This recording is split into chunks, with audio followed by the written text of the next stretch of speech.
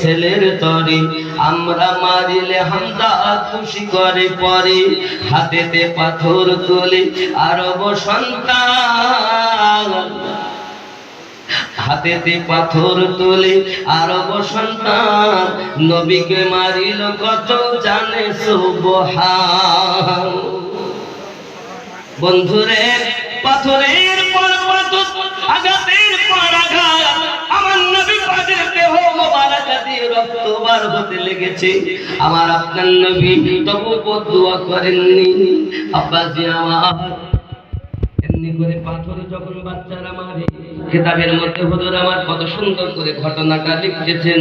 হাতেতে পাথর তোলে মারিল সন্তান, হাতেতে পাথর তোলে আরবিয়াগণ, নবীকে মারিল কত জানে সুবহান। রক্ত স্রোত শরীর হতে বহিয়া চলিল, মক্কা হতে বার হয়ে কাঁদিতে লাগিল। পর্বতে উপর গিয়ে আল্লাহর রাসূল, নবী মোর দোয়াময় করো হে কবুল। নবীজিকে পাথর মেরে মেরে বেহুশ করে ফেলেছেন। আমার নবী বেহুশ হয়ে যেখানে পড়েছিলেন, ওখান থেকে একজন সাহাবী আমার নবীজিকে তুলে আনেন, এনে একটা গাছের নিচেতে রাখেন। ওই জায়গায় এখন একটা মসজিদ তৈরি করা আছে। যারা উমরায় গেছেন, হজে গেছেন, তায়েফের মাঠে যাওয়ার পরে দেখবেন ওইখানে আপনাদেরকে নিয়ে যাবে, ঠিক এক গদি পথ, মাটির দেওয়াল, ভিতরে নিয়ে যাবে একটা মসজিদ। ওইখানে আমার নবী বেহুশ হয়ে পড়েছিলেন গো বাবা। আমার নবীজিকে তুলে এনে খেজুর খেতে দিয়েছিলেন। সেখানে এখন একটা মসজিদ তৈরি করা আছে। আমি চোখে দেখে এসেছি আর কেঁদেছি। আল্লাহ, এই সেই তায়েফের মাঠ যেখানে আমার নবী রক্তাক্ত হয়েছে, আমার রাসূল যে তায়েফের মাটিতে আমার হাবিব আমার শুধু রক্ত ঝরিনি বাবা, এত রক্ত ঝরেছে নালাইন পাকের সঙ্গে রক্ত জমাট বেঁধে গেছে। আমার নবী হাত দুটি তুলে দোয়া করেছেন আল্লাহর দরবারে, আল্লাহুম্মা ইয়া হাবলি উম্মতি, আল্লাহ আপনি আমার উম্মতকে maaf করে দেন। ওই নবীর জন্য কয়বার কেঁদেছো? নবী তো সারা জীবন কাঁদতেছে।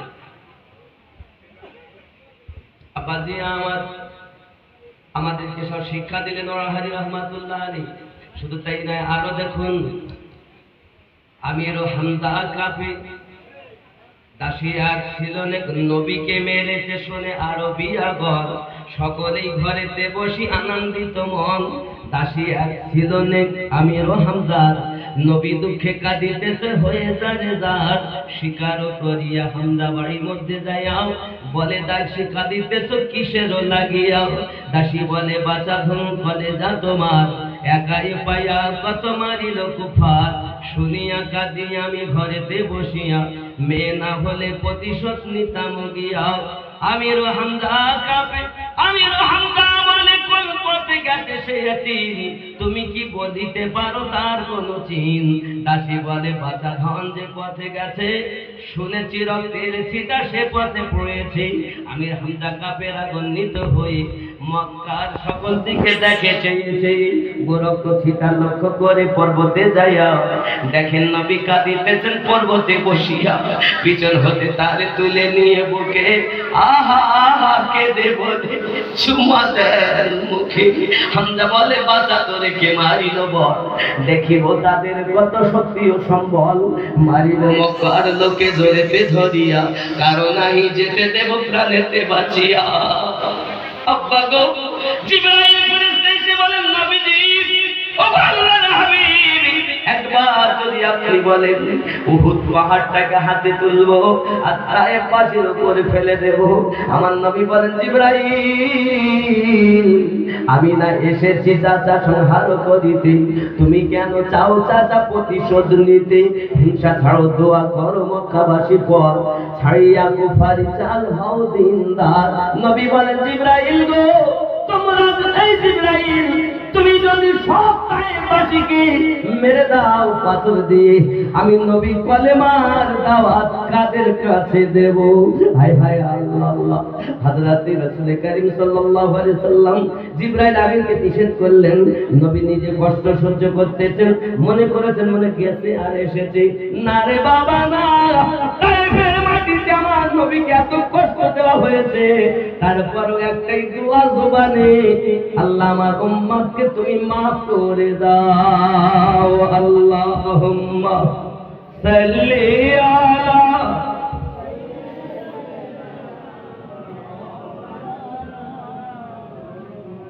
ওয়া আলা আলি।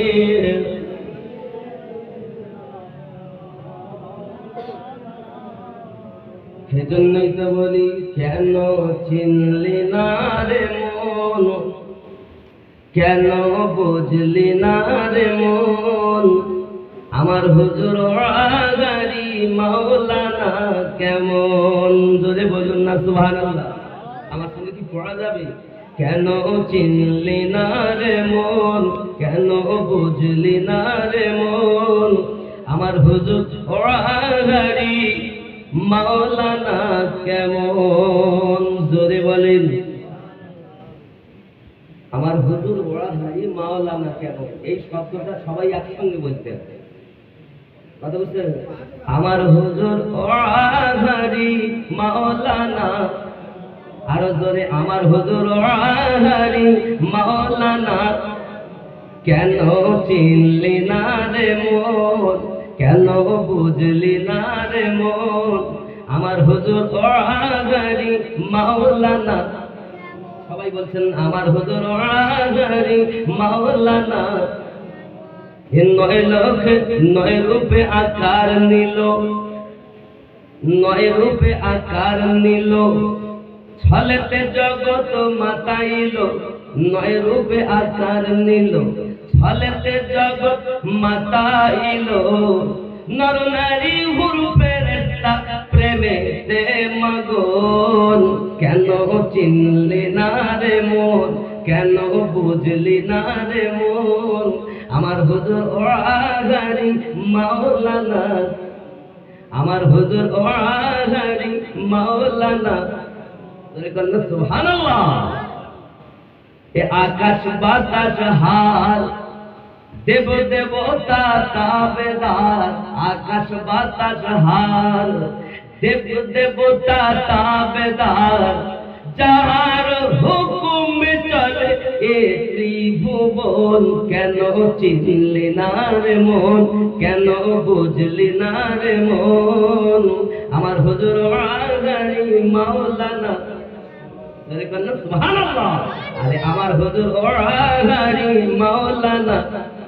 এ কোরআনে পায় চিনতে তারে, সৃষ্টি তাদের সংসারে, কোরআনে পায় চিনতে তারে, সৃষ্টি তাদের সংসারে, না চিনিয়া মরিয়া গেলে বিফলে জীবন। কেন চিনলি না রে মন, কেন বুঝলি না রে মন, আমার হুজুর আগারি মাওলানা।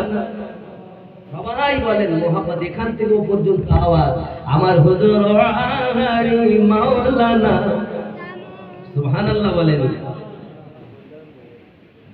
চিনতে পারে সাধ্যকার, খেয়াল করেন, চিনতে পারে সাধ্যকার, চিনিবার ইচ্ছা যার, চিনতে পারে সাধ্যকার, এর চিনিবার ইচ্ছা যার, হৃদয় চক্ষু ধরিয়া দেখো কেন দুর্ভিক্ষণ।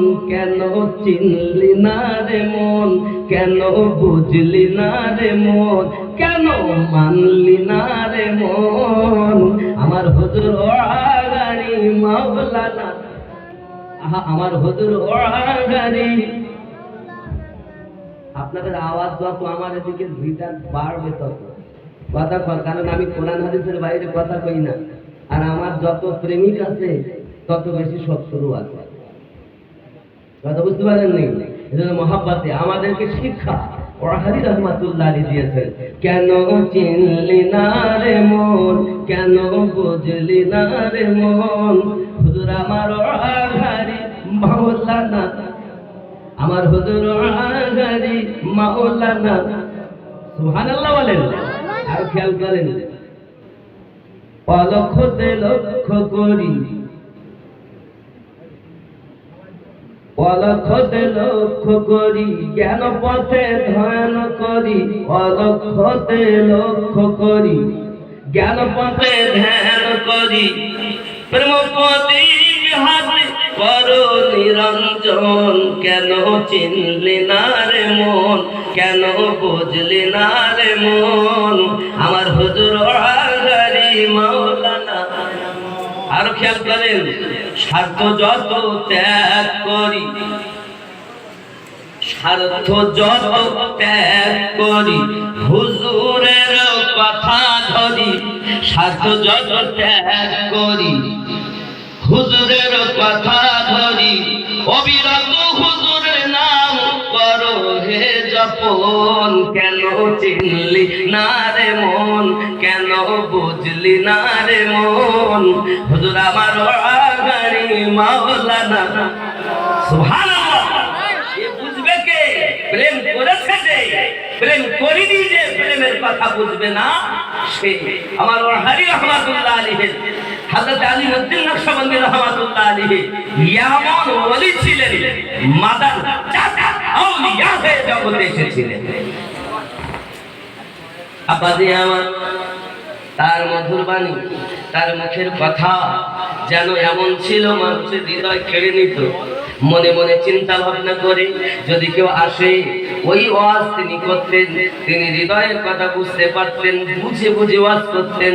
এমনও অনেক নজির আছে, তিনজন মানুষ এসেছে হুজুরের কাছে প্রশ্ন করবেন বলে, আর হুজুর ওয়াজ করছেন, ওদের প্রশ্নগুলো তিনজনের তিনটি প্রশ্ন আমার হুজুর ওয়াজ করলেন। ওয়াজের শেষে তারা হুজুরের কদমে যাইয়া পড়েছে, হুজুর বাড়ি থেকে কল্পনা করেছি ওয়াহারে আলিমউদ্দিন হুজুর নাকি বুঝেছি আপনি আল্লাহর খাঁটি আউলিয়া।